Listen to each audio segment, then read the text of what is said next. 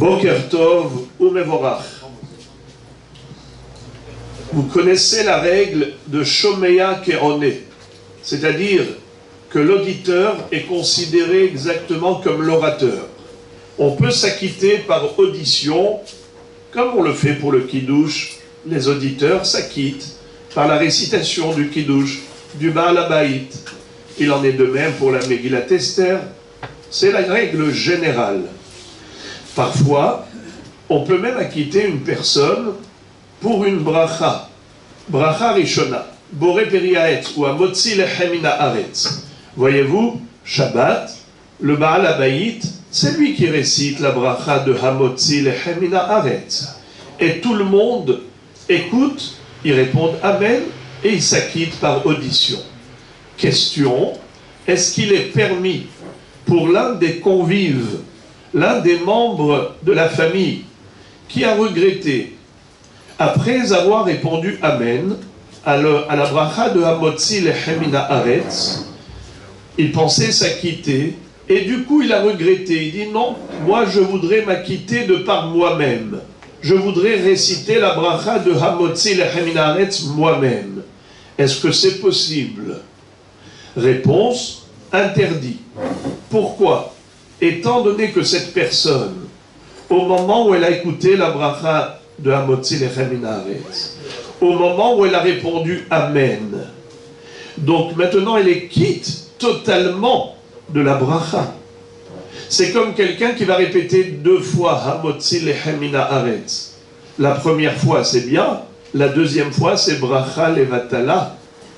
Elle est en infraction.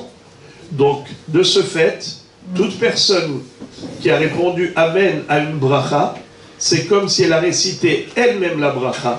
D'ailleurs, Hachamim nous disent Gadol ha'one Amen yoter min hamevarech.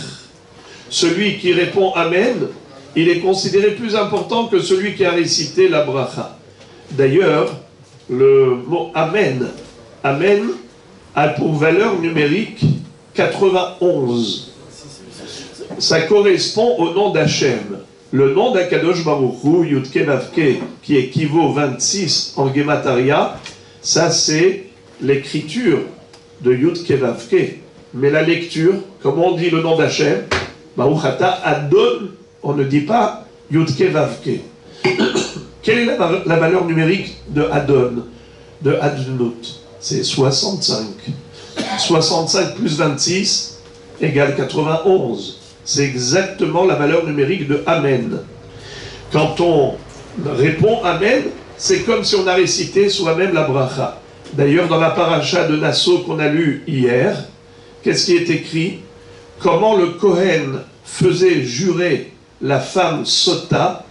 Eh bien, lui était en train de lui dire, si tu as été infidèle envers ton mari, eh bien tu vas subir telle et telle sanction. Ve'amra ha'isha, Amen, Amen.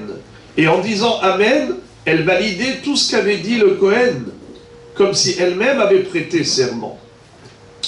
Alors donc de là nous dit le Rav Ovadia Yosef qu'il est formellement interdit de réciter à nouveau la bracha une fois que tu l'as entendu pour t'acquitter et que tu as répondu Amen.